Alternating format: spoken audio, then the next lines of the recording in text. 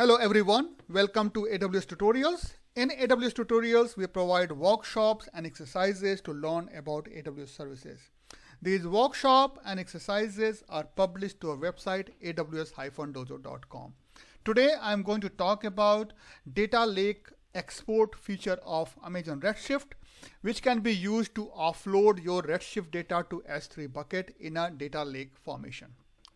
But before we go and talk about data lake exports, let's talk about data lake itself.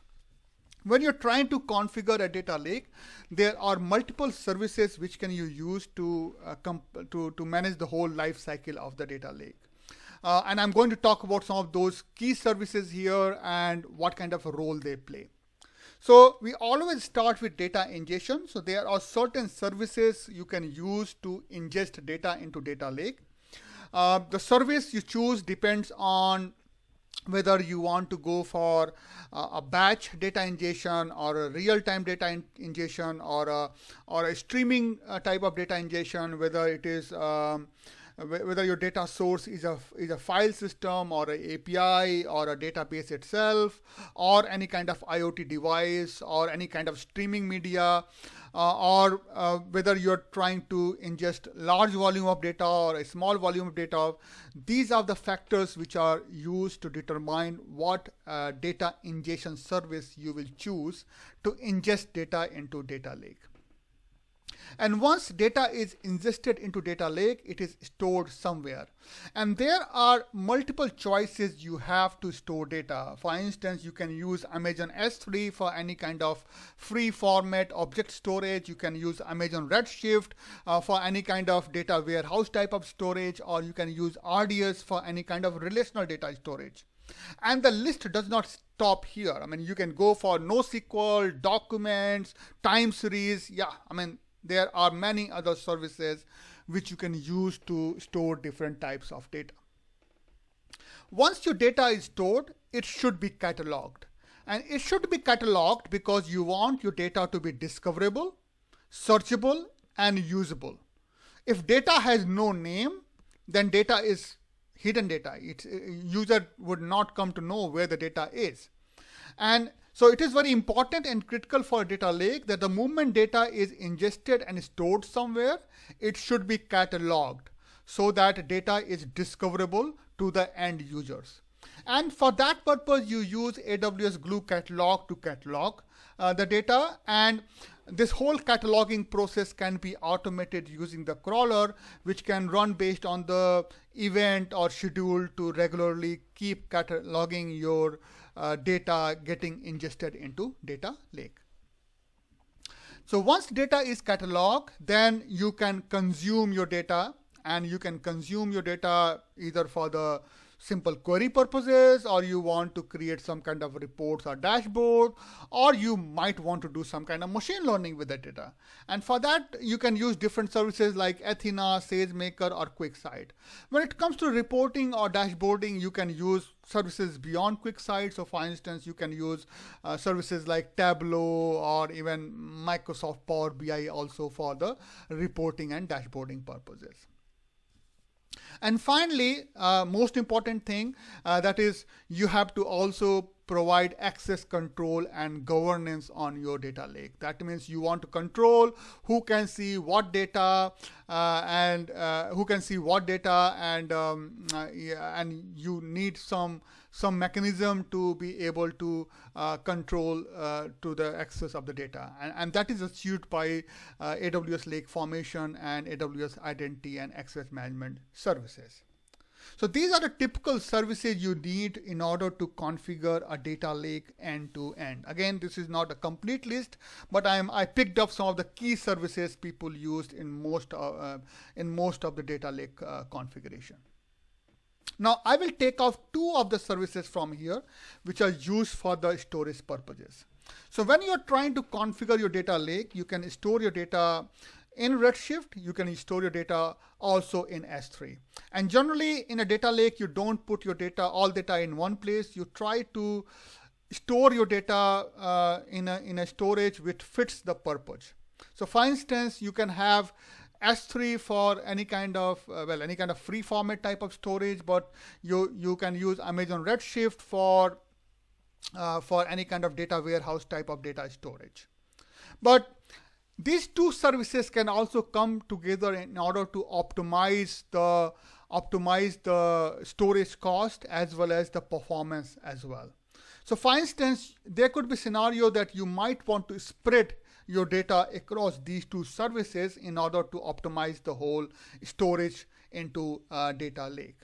Few examples I'll give you. So for instance, you might have your transactionals or detailed data, which is a very high volume data, into your Amazon S3, while your aggregated data is in the Redshift. Okay. Other example could be that if you're going for a star schema kind of configuration for your data model, then you can have your dimension data, again, a large volume data into your S3 storage, and your fact data in the Amazon Redshift.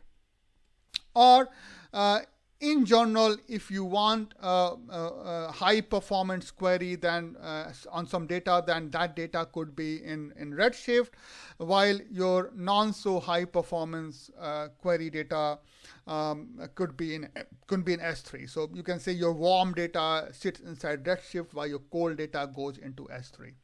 So generally what you do is that the data which you try to query very frequently, and you need a better performance, you keep that into Amazon Redshift, while the data which you probably make ad hoc queries time to time does not need very high performance, that can go into Amazon S3 kind of storage. And generally people try to spread their data across these two storage in order to optimize their performance and cost both together. Now, if you spread these data like this into two services, you can still have a unified data access. It's not that you have to go to Redshift for one set of data. For instance, someone comes to Redshift for aggregated data, and then, okay, I want to get the detailed data, and for that, do I need to make a query separately to S3? It's not required. So you can use actually Redshift Spectrum to access your S3 data right inside Amazon Redshift. So even if you segregate your data in Redshift and S3 still into your Redshift query, just like you access your Redshift data, you can also access your S3 data within a query in Amazon Redshift. And that is made possible using Redshift Spectrum. Again, I'm not going to talk much about Redshift Spectrum today, but if you are interested, there is a video about Redshift Spectrum in my YouTube channel. You can search about it and learn more about it. And there is a hands-on lab also to get practice about Redshift Spectrum. But the summary is that even if you spread your data across these two storage, when you are making a Redshift query from in the same Redshift query, you can also access S3 data. So your S3 works like an extended storage to the Redshift cluster. So the question comes that if I have to keep my data in Amazon Redshift and in Amazon S3, then how do I offload my data to from Redshift to S3? So suppose time to time, let's take a scenario about that. You are keeping your data inside Redshift, and then after some time the data is not hot anymore, it is not warm anymore, it is not so frequently accessed, and you want to send it to S3 bucket so that I can still access it, but I don't want to keep into my Redshift database. In that case, what are the methods available to offload your data from Redshift to S3? And one method is, which is using glue job. So you can use a glue job to actually, basically run a glue job based on either schedule or event or even on demand to move data from Redshift to S3. You can very well do that. And again, if you don't know how to do that, I have created a separate workshop and video about that, where you see how you can configure Redshift into data lake and how you can use PySpark based script to work with Redshift data, and there you will learn how you can in fact create a glue job to move data from Redshift to S3. Okay. But the other choice which you have, and that is the topic for today, is that you can use data lake export query. So you can run an unload query.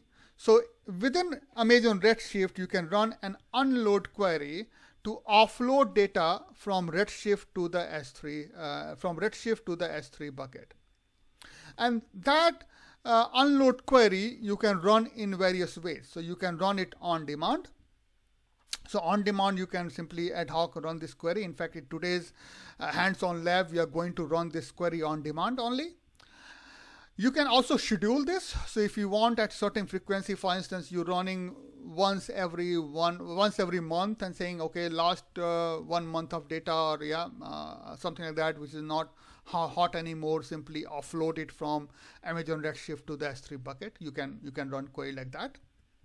Or you can also run based on the event if you're using data API. So with data API provides a very tight integration with AWS Event Bridge. And then with that integration, actually, you can also run this kind of query based on events. In fact, I'm planning to have a separate video about this event-based query execution using data API. If you are interested, please let me know. I'll probably prioritize it if I find interest from the audience.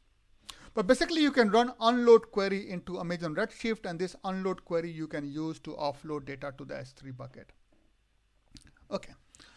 So how does this unload query look like actually? And I'm going to show you every statement you write into unload query and help you understand what exactly it means. But before I do that, there are 3 steps involved to run the unload query. The first step is that you create, and so basically from Redshift, you are writing data into S3 bucket. That means your Redshift cluster should have access to the S3 bucket and access to write data to the S3 bucket, okay, to be precise. So first thing is that you create an IAM role for Redshift cluster, which can be used, which should have write access to the S3 bucket, so that when the Redshift cluster writes data to the S3 bucket, it can do that. So this role provides permission to the Redshift cluster to write data to the S3 bucket. Then you assign this role to the Redshift cluster itself, so that cluster can use this role. And finally, you can run the unload query. And when you run the unload query, basically this Redshift cluster will write data to your S3 bucket and offload the data. Okay, so how does this unload query look like? Let's go through it step by step. So first statement you write is called your unload and then query itself. So here you provide the query. So this is a select query which you provide to tell unload that what data you want to offload to the S3 bucket. So here a select query which determines the data to be offloaded to the S3 bucket. Then you provide the name of the S3 bucket. So this is the place where you can provide, you can provide the name of the S3 bucket, and when you provide the name, whatever S3 bucket location you provide here, data is offloaded to that location. You can also provide prefix over here, object prefix over here, and if you provide that, then in that case, actually the files created into the S3 bucket will have that kind of prefix. But if you don't do that, then it generates its own file name. Then you provide the IAM role. So you create an IAM role for the Redshift cluster, and you provide the ARN of the IAM role so that the query knows which role to use in order to offload the data to the S3 bucket. And of course, this role provides cluster the permission to write to the S3 bucket. And then comes a couple of more interesting configurations. So one is called your parallel on and off. So keep in mind that by default, data is always written in parallel in multiple files, and number of parallel execution depends on number of slices in the cluster.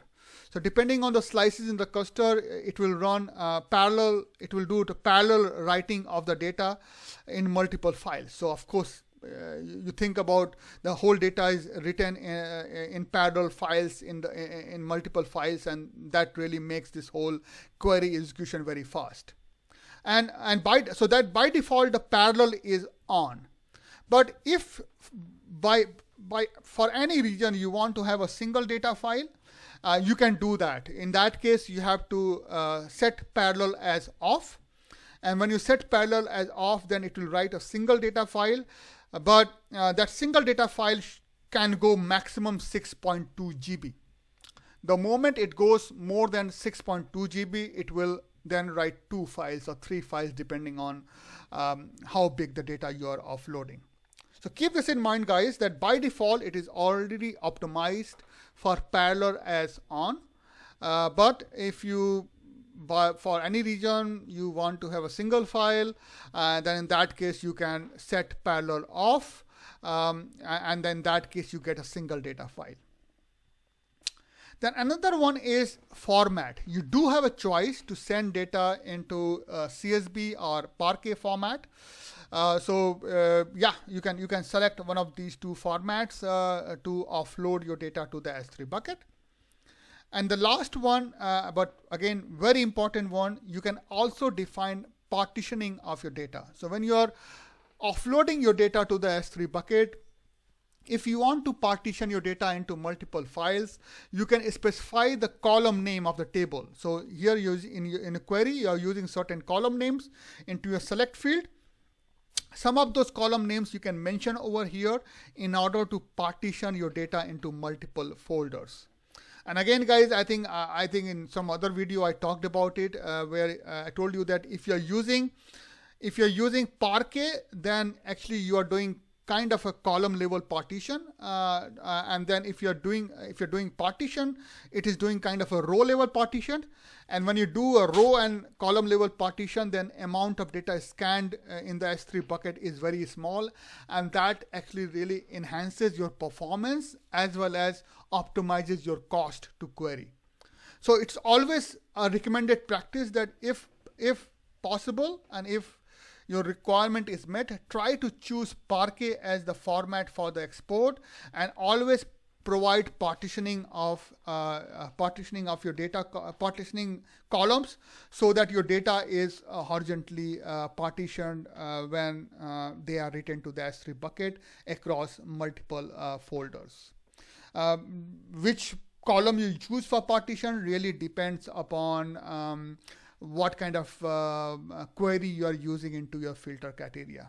Again, I think I have another video. If you search for Athena query cost optimization, something like that, the title, there I talked about in detail that how choosing the right partition and right format can be used to optimize your query performance and cost as well. So this is how the syntax of the unload query look like. Very simple one, but very powerful, because just by writing this small query, actually you can offload your data to S3 bucket, give it a format, give it a partition, do parallel writing. I mean, what else you want? Yeah. Cool. So what are we going to build today is we are going to get experience of running an unload query in Amazon Redshift cluster to offload the data to the S3 bucket. In order to do this exercise, we have created an exercise and published to our website, aws-dojo.com. The URL of this exercise has been provided in the description box below as well. Now I'm going to walk you through the steps of this exercise, but post that you can run this exercise by your own. Simply follow the steps and learn and learn how to use unload query in Redshift to offload data to S3 bucket. So let's jump onto the exercise. So here is our exercise. Data lake export in Amazon Redshift, published to our website, aws-dojo.com. And these are the steps involved to perform the exercise. The first step is a prerequisite, which is basically saying that you need to have an AWS account in order to do this exercise. And if you don't have AWS account, you might want to click on this link over here to create the account. Then you create an S3 bucket, and this S3 bucket is actually used as a location for offloading your data. So you create an S3 bucket, and we are creating this in an Ireland region. And in this bucket, in fact, we created a folder called orders. Okay, so we created an S3 bucket, and then we created a orders folder there. Then we create an IAM role, and this IAM role is assigned to the Redshift cluster, so that Redshift cluster has got permission to write to the S3 bucket. So for that, we go to the IAM management console, we click on roles, we want to create the role, then you select Redshift customizable as the use case or the service, go for the permission. To keep it simple, I simply give it S3 user access, power user access, but I mean, you can go for S3 full access or even give more restrictive access to certain buckets only, and that will also fit the need here, but I try to keep it very simple. Then we give this role a name and then simply create the role. Once the role is created, then we are launching the Redshift cluster. So in order to launch the Redshift cluster, we go to the Redshift management console, click on the cluster, give this cluster a name, and then we simply give AWS username, your username and password over here, which is basically AWS user, and password is password1 exclamation, and then on the same screen, we associate this Redshift cluster to the Dojo Redshift role, the IAM role, which we created to this Redshift cluster. We simply associate this cluster with that role, and finally we create the cluster. Once the cluster is created, you wait till the status of the cluster changes to available. And you can see here you have got a cluster identifier, username, password, and a database. So once that is done, then you can test unloading the data to the Redshift database. For that, we will first create some data into Redshift cluster, and then we'll try to offload it. So for that, we connect to the query editor, and we provide there the cluster name, the database name, login name, and password. We connect to the Redshift cluster using query editor. Then we run a script to create an orders table over here, just a dummy table, nothing more than that. And then we run another script to insert some dummy data into this orders table. So now my cluster has got an orders table whose data we want to offload to the S3 bucket. So now my data is ready. I can run an offload query or unload query. So to do so, what I do is that I'm simply clicking on unload and select star from order. So this is my query. So in this case, I'm dumping all the data, but of course, probably that's not what you want to do in a real production environment. You will offload your data based on certain criteria, and most of time people use timeline because you want to offload your old data to the S3, which is not used in query anymore. First you provide the query, in this case it is select star from orders. Then you provide the location of the S3 bucket where you want to offload. Parallel is always on, and I want parallel to be on, so I did not touch that part. I left it default. Then format is Parquet, and then I want to partition based on order line number. So you can see here that these are the order line numbers 3, 2, 4, 1, 4 like that, and I want to partition my data based on that. And then finally you provide IAM credentials, where you provide your AWS IAM role equal to your Redshift role, and this will actually authorize Redshift cluster to write to the S3 bucket. So you run this query. When you run this query, and if you once you see it successfully run, you go to the S3 bucket. In S3 bucket, you can see here that since you have chosen order line number as a way to partition your data, it has already created 5 partitions, because there are like 5 order line numbers, 1, 2, 3, 4, and 11. So it has created 5 partition folders. And if you go to a particular partition folder, you can see actual data files meeting that partition. So in fact, I'll in fact advise you to open this file, and if you open this file, you will see that it has only records related to order line number 2. Nothing more than that. And that's it, and that's the example how you offload the data. Then the next step is to go and clean up the resources so that you don't incur any cost post the exercise. So this was a very quick example of how you can use actually unload query in Redshift in order to offload your data to the S3 bucket. And that was all for the video tutorial today, guys. Hope you like it, and if you like, please click on the like button. Please subscribe to my channel. There are many other such videos, in fact workshop and exercises to learn about AWS services.